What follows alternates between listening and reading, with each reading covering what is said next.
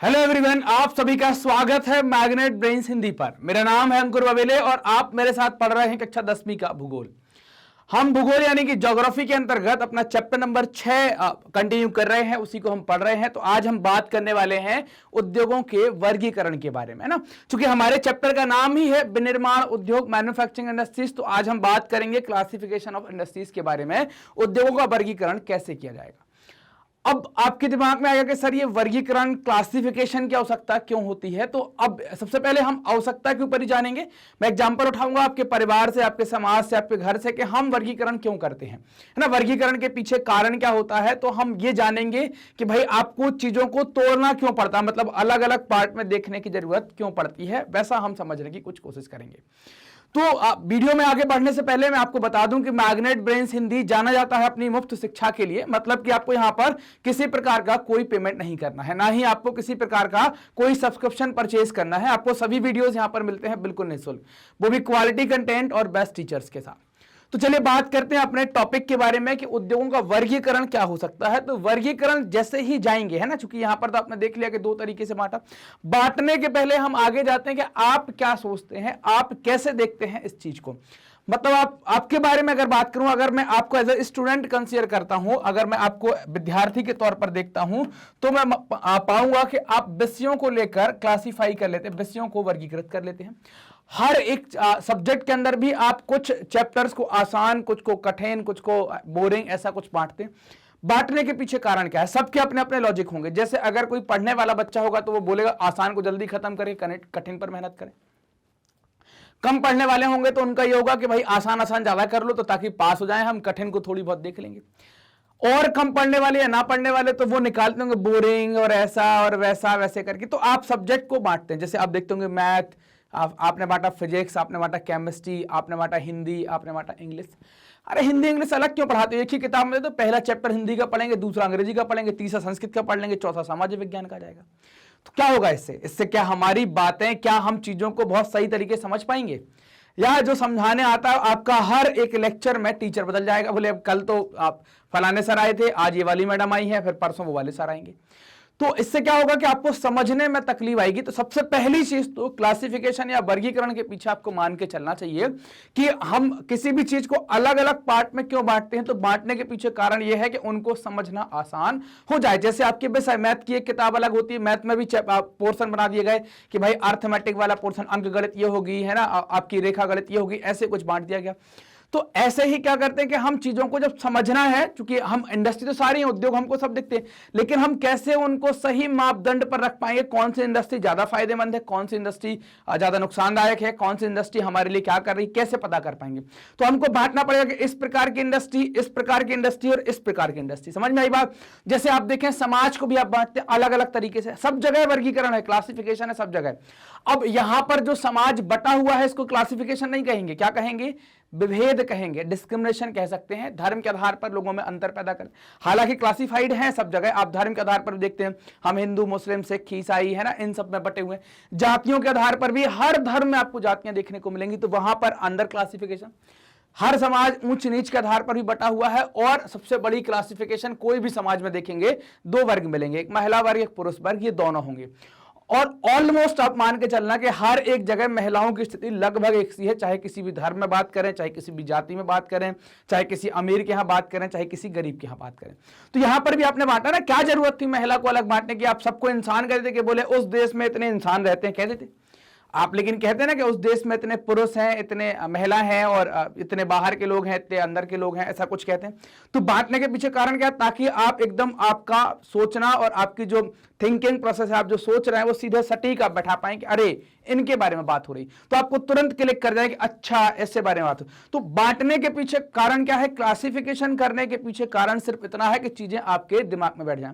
परिवार भी बांटते हैं, महिला पुरुष में परिवार भी होता है, बड़े होते हैं, छोटे होते हैं। जैसे ही आपको पता चलता है कि यार वो हमारे चाचा लगते हैं रिश्ते में, तो आपकी सम्मान अपने आप बढ़ जाती है। जैसे ही आपको लगता है कि यार ये छोटे हैं, तो या तो आपका प्यार बढ़ जाएगा या फिर आपका रौब बढ़ जाएगा। बोले क्यों भाई ऐसा कर रहा है, एक कान पे दिया अपने। तो ऐसा भी करते हैं कई सारे लोग। तो क्या है, आपको सब जगह, चूंकि क्या होगा, जैसे ही आपको पता चला कि ये हमसे बड़े हैं तो आपका तुरंत, जैसे उन्होंने बोला कि यार उनके आपके दोस्त से उनके चाचा आ रहे हैं, तो आपके दिमाग में क्या होगा, आपने तुरंत कनेक्ट कर लिया यार पापा के दोस्त हो सकते हैं, लफड़ा नहीं करना कुछ भी। तो क्या होगा, इससे क्या हुआ, सीधे दिमाग में चीज समझ में आई। तो किसी भी चीज को हम बांट रहे हैं, चाहे आप उद्योग को बांटें, चाहे आप खनिज को बांटें, चाहे आप कृषि को बांटें, चाहे आप समाज को बांटें, बांटने का मेन पर्पस हमेशा यह होता है, मुख्य उद्देश्य हमेशा यह होता है कि हमें चीजें सीधे तौर पर समझ में आनी चाहिए, हम चीजों का सीधे तौर पर कनेक्शन बैठा सके। हमारा उद्देश्य बांटने का कभी भी यह नहीं होता कि हम किसी चीज को बांट कर तोड़ दें और बर्बाद कर दें। यहां पर हम सिर्फ ऑन पेपर बांटते, ऐसा नहीं कि हम तराजू तलवार लेकर बांटना चालू करते, पेपर के ऊपर बांटते हैं ताकि हम अध्ययन अच्छे से कर सकें, हम चीजों को समझ अच्छे से सकें। क्लियर बात। तो बांटने वाली या वर्गीकरण वाली बात जो है, क्लासिफिकेशन ऑफ इंडस्ट्रीज के बारे में बात कर रहे हैं, उद्योगों का वर्गीकरण कैसे होगा, तो आपको वर्गीकरण चीज जो है वो समझ में आ गई होगी कि हम वर्गीकरण के पीछे क्यों जा रहे हैं। वर्गीकरण के पीछे जाने का कारण क्या है, ताकि आपको आसानी से समझ में आए कि कौन सा उद्योग कहां से चलता है, किसमें कितने लोगों का योगदान है, कौन सा उद्योग कितने लोगों को रोजगार देता है। ये सभी चीजें जानने के लिए आपको वर्गीकरण करना पड़ेगा, नहीं तो आप कभी भी किसी का महत्व नहीं समझ पाएंगे। आपको यह समझ में नहीं आएगा कि ये वाला उद्योग ज्यादा महत्वपूर्ण है या ये वाला उद्योग ज्यादा महत्वपूर्ण है। तो हमें हर चीज का महत्व भी समझना है, हर चीज की वैल्यू भी समझनी है, इसके लिए आपको उसका वर्गीकरण करना पड़ेगा। तो वर्गीकरण वाली बात क्लियर। चलिए अब चलते हैं कि उद्योगों को कैसे बांटा गया है। तो सबसे पहली चीज कि जब कोई आप इंडस्ट्री लगाते हैं, कोई भी फैक्ट्री आप लगाते हैं, कोई कारखाना आप लगाते हैं, तो इनमें सबसे बड़ी चीज होती है कच्चा माल। कच्चा माल नहीं होगा तो फिर क्या करेंगे, कुछ नहीं कर सकते। तो कच्चा माल तो आपको डालना पड़ेगा। तो कच्चे माल के आधार पर हम क्या करते हैं, उद्योग को बांट देते हैं कि कच्चे माल का स्रोत क्या हो सकता है, इस आधार पर बांट देंगे। जैसे मान लीजिए यहां पर हमने बांटा कि कृषि आधारित उद्योग, मतलब यहां पर कच्चा माल क्या होगा, कृषि उत्पाद होगा। कृषि उत्पाद क्या होगा, यहां पर कच्चा माल होगा। और यहां पर अगर खनिज आधारित उद्योग के बारे में बात करें तो यहां पर कच्चा माल क्या होगा, तो यहां पर होगा आपका खनन से जो प्राप्त है, खनन से जो चीजें प्राप्त हैं, जैसे कि आपके अयस्क वगैरह, ये सब कच्चे माल होंगे। तो कच्चे माल के आधार पर हमने उद्योग को दो प्रकार से बांटा। कैसे कैसे, एक आप कहेंगे सर कृषि आधारित उद्योग, और दूसरा आपसे कहेंगे खनिज आधारित उद्योग।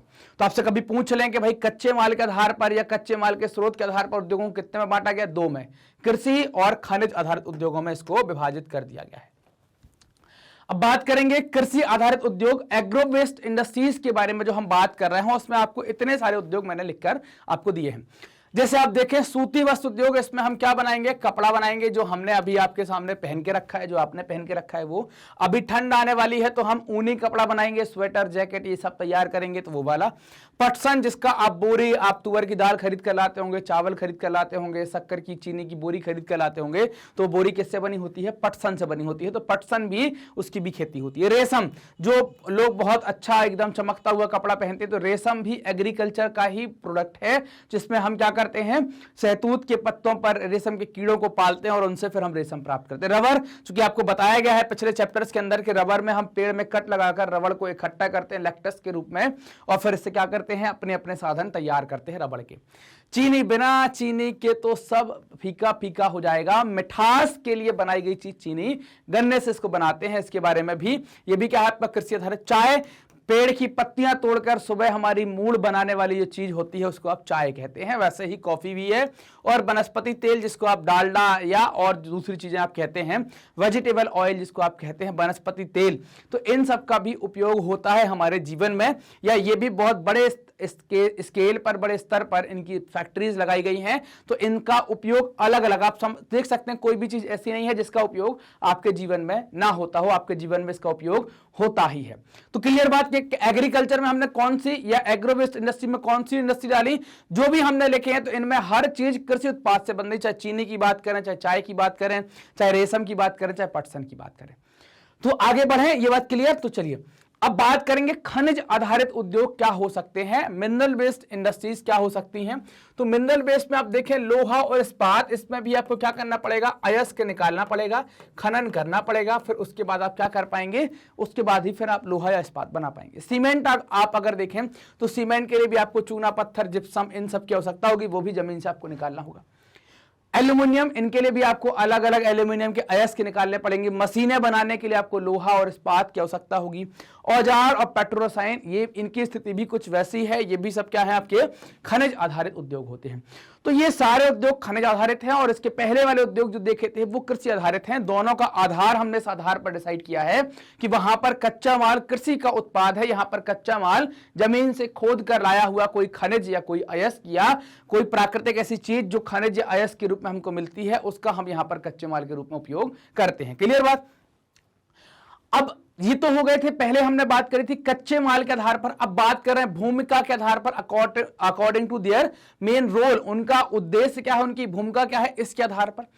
तो जैसे हम बात करें इसमें भी हमने दो प्रकार से बांटा है, आधारभूत उद्योग और है ना, और उपभोक्ता उद्योग। आधारभूत मतलब बेसिक और की इंडस्ट्री, उपभोक्ता मतलब कंज्यूमर इंडस्ट्री। एक ही चीज को आप दो प्रकार से बांट सकते हैं। जैसे घर में हमने देखा था बंटवारा, आपको याद होगा, बड़े और छोटे में, और घर में ही महिला और पुरुष में भी। तो ऐसे ही यहां पर इसके पहले कच्चे माल के आधार पर, अब भूमिका के आधार पर, और तरीके से भी बंटवारे आपको देखने में आ सकते हैं। तो आधारभूत उद्योग का मतलब क्या हो गया, जिनके उत्पादन या कच्चे माल पर दूसरे उद्योग निर्भर होते हैं। जिनके उत्पादन या कच्चे माल पर दूसरे उद्योग निर्भर होते हैं, उनको आप क्या कहेंगे, आधारभूत उद्योग कहेंगे। उदाहरण के तौर पर लोहा, इस्पात, तांबा प्रगलन, एल्यूमिनियम प्रगलन, ये सारे उद्योग कैसे हैं आपके आधारभूत। क्योंकि लोहा इस्पात से बड़ी बड़ी मशीनें बनाएंगे जिनसे दूसरे उद्योग स्थापित हो पाएंगे, और कई सारे उद्योगों में ये कच्चे माल के रूप में भी बनकर जाएगा। तो इस कारण से क्या हो गया, ये आधारभूत उद्योग हो गया। जिसको आप उपभोक्ता उद्योग कह रहे हैं, कंज्यूमर इंडस्ट्री कह रहे हैं। तो कंज्यूमर के पीछे क्या है, जो हम चीज बनाते हैं वो सीधे उपभोक्ता तक पहुंचती है और उसका उपयोग कर लेता है। उत्पादन सीधे उपभोक्ताओं के सीधे उपयोग हेतु तैयार किया जाता है, उसको क्या कहेंगे, उपभोक्ता उद्योग कहेंगे। जैसे चीनी फैक्ट्री में तैयार हुई, सीधे हमारे यहाँ आई। ऐसा नहीं होगा कि फैक्ट्री में तैयार हुई फिर चीनी कहीं और गई, फिर चीनी में सील थप्पा हुआ, सीधे हमारे यहाँ। दंत मंजन पेस्ट तैयार हुआ, सीधा हमारे पास आएगा। कागज तैयार हुआ, सीधा हमारे पास आएगा। पंखे तैयार हुए, सीधे हमारे पास आएंगे। सिलाई मशीन तैयार हुई, सीधे हमारे पास आएगी। तो यही तरीका क्या हो गया हमारा, इनको हमने कह दिया उपभोक्ता या उपभोक्ता उद्योग या कंज्यूमर इंडस्ट्री, इनको कह दिया गया। उनको क्या कह दिया गया, उनको कह दिया गया बेसिक और की इंडस्ट्री। तो ये दो प्रकार कैसे हो गए कि भाई अगर कोई माल किसी दूसरी फैक्ट्री के लिए कच्चे माल के रूप में हो रहा है तो वो, या उनके द्वारा बनाया गया कोई उत्पाद जैसे मशीन बना दी बड़ी या लोहा बना दिया, वो दूसरी फैक्ट्री के लिए आधार प्रदान कर रहा है, इस कारण से उनको आधारभूत। ये सीधे उपभोक्ताओं के लिए तैयार किए जा रहे हैं, तैयार होते हैं, आए भले दो चार जगह से घूमते हुए, लेकिन इनका उसी तरीके से सीधा उपयोग कर लिया जाएगा उपभोक्ताओं के द्वारा। इस कारण से इसको क्या कह दिया, उपभोक्ता उद्योग कह दिया गया। अब पूंजी निवेश के आधार पर कि भाई आप किसमें कितना पैसा लगा रहे हैं, पैसा भी तो एक बड़ी चीज है ना। तो पैसे के आधार पर, इन्वेस्टमेंट के आधार पर, on the basis of capital investment, पूंजी निवेश के आधार पर उद्योग कितने प्रकार के होंगे। तो लघु उद्योग और बृहद उद्योग, स्मॉल स्केल इंडस्ट्रीज और मेजर इंडस्ट्रीज। स्मॉल स्केल में अधिकतम निवेश 1 करोड़ का मतलब आप क्या कह सकते हैं कि अप टू, है ना, जो इन्वेस्टमेंट है आपका वो क्या होगा, 1 करोड़ से ज्यादा नहीं होगा। और यहां पर जो सीमा होगी आपकी वो 1 करोड़ से बड़ी होगी। जो इन्वेस्टमेंट होगा वो हमेशा क्या होगा, कम से कम 1 करोड़ होगा और उससे ज्यादा होगा। यहां पर क्या होगा, 1 करोड़ से कम ही रहेगा। तो ये निवेश के आधार पर विभाजित कर दिया। तो हमने कच्चे माल के आधार पर देख लिया, हमने उनका मुख्य उद्देश्य या मेन रोल क्या है उसके आधार पर देखा, निवेश के आधार पर देख लिया कैसे हम इनको बांटते हैं। अब बात करेंगे स्वामित्व के आधार पर, ऑन बेसिस ऑफ ऑनरशिप, कि कौन सा उद्योग क्या है, कौन इसका मालिक होगा। सार्वजनिक क्षेत्र के उद्योग जिसको पब्लिक सेक्टर इंडस्ट्रीज कहते हैं, जिन पर अधिकार जो है आप जिन पर अधिकार या प्रशासनिक अधिकार आप सब देखेंगे सरकार का होता है, सरकार के द्वारा चलाई जाती हैं। इन्हें आमतौर पर पीएसयूज या सरकारी कंपनी कहा जाता है। निजी क्षेत्र के उद्योग ये प्राइवेट सेक्टर्स कहलाते हैं, जिन पर अधिकार किसी निजी व्यक्ति का होता है, उनको हम निजी क्षेत्र के उद्योग कहते हैं। उदाहरण के तौर पर टिस्को, बजाज ऑटो लिमिटेड और डाबर कंपनियां जो हैं वो इसके उदाहरण हैं। संयुक्त मतलब ज्वाइंट के बारे में बात की जा रही है कि जहां पर ये दोनों सार्वजनिक और निजी क्षेत्र के दोनों कंबाइंड हो गए और कंबाइंड होकर उन्होंने क्या कर दिया, अपनी एक कोई कंपनी बना ली, तो उसको आप कहेंगे संयुक्त। सरकार और कोई निजी क्षेत्र का कोई व्यक्ति मिलकर कोई नया वेंचर तैयार करता है, नया उद्योग तैयार करता है, तो उसको ज्वाइंट इंडस्ट्रीज कहते हैं। उदाहरण के लिए ऑयल इंडिया लिमिटेड, या अभी हाल का आप करंट का उदाहरण देखें, वर्तमान में चल रहा है रिलायंस और भारत पेट्रोलियम में अभी कुछ बातचीत बनी थी, तो वो भी क्या हो गया, भारत पेट्रोलियम सरकार का, रिलायंस प्राइवेट, तो ये भी क्या हो गया, ज्वाइंट वेंचर। सहकारी उद्योग या कोऑपरेटिव इंडस्ट्रीज के बारे में बात करें तो ये महाराष्ट्र में आप देखेंगे यहां पर कि महाराष्ट्र में चीनी और केरल में नारियल उद्योग जो है यहां पर कोऑपरेटिव के द्वारा चलते हैं। कोऑपरेटिव मतलब जो कच्चा माल उत्पादित करते हैं, फैक्ट्री चलाते हैं, उन्हीं सभी लोगों का कब्जा होता है उस उद्योग के ऊपर, और वो अपने हिसाब से फिर बंटवारा करते जाते हैं, किसको क्या मिलना है, कैसे चलाना उद्योग, वो सब कुछ वो डिसाइड करेंगे। ये कोऑपरेटिव कहलाएगा। इनकी डिटेल आगे हम जाकर पढ़ेंगे एक एक के बारे में। एक इन जनरल इंफॉर्मेशन आपको दे दी कि इस आधार पर भी बांटा गया कि कौन किसका मालिक यहां पर हो सकता है। तो ये स्वामित्व के आधार पर वर्गीकरण हमने यहां पर देख लिया। कच्चे तथा तैयार माल के आधार पर कि भाई कच्चा माल तैयार हो रहा है या जो तैयार माल है उसके आधार पर, जैसे भारी उद्योग और हल्के उद्योग। भारी उद्योग के अंदर जैसे लोहा और इस्पात वाली फैक्ट्री हैं वो आ जाएंगे, और हल्के के अंदर विद्युत उद्योग, खिलौना और जो दूसरे और सामान बनते हैं वो आ जाएंगे। तो तैयार माल या कच्चे माल के आधार पर इनको बता दिया गया कि भाई कौन सी होंगी। तो भारी और हल्की दो प्रकार से इनका क्लासिफिकेशन यहां पर कर दिया गया। क्लियर? तो ये हमने वर्गीकरण यहां पर देख लिया, अलग अलग प्रकार से जो भी वर्गीकरण के टाइप हो सकते थे हमने सारे वर्गीकरण के टाइप यहां पर देखे। मैग्नेट ब्रेन्स ने आपकी सुविधा के लिए अपनी एक वेबसाइट बनाई है magnetbrains.com। तो आप कैसे उपयोग करेंगे, तो सर्च बार में लिखेंगे www.magnetbrains.com। जैसे ही आप टाइप करते हैं आप हमारी वेबसाइट पर पहुंच जाएंगे। वेबसाइट पर पहुंचते यहाँ पर कोर्सेज का ऑप्शन आएगा, कई सारे कोर्स हैं, आपको अपने वाला कोर्स चुनना है। आप देख रहे हैं school CBSE class 7 to 12 Hindi medium, और यहाँ पर आपको NCERT, Bihar board, UP board सारी क्लासेस आपको यहाँ पर मिलेंगी। तो आप यहाँ पर क्लास सिलेक्ट करेंगे, क्लास 10th। जैसे ही आपने क्लास 10th को यहाँ पर सिलेक्ट किया, क्लास 10 सिलेक्ट करते ही सारे टीचर्स आपके सामने, जो भी सब्जेक्ट देख रहे हैं उनके नीचे वॉच नाउ का बटन बना है, उस पर क्लिक करेंगे आप सब्जेक्ट देख पाएंगे।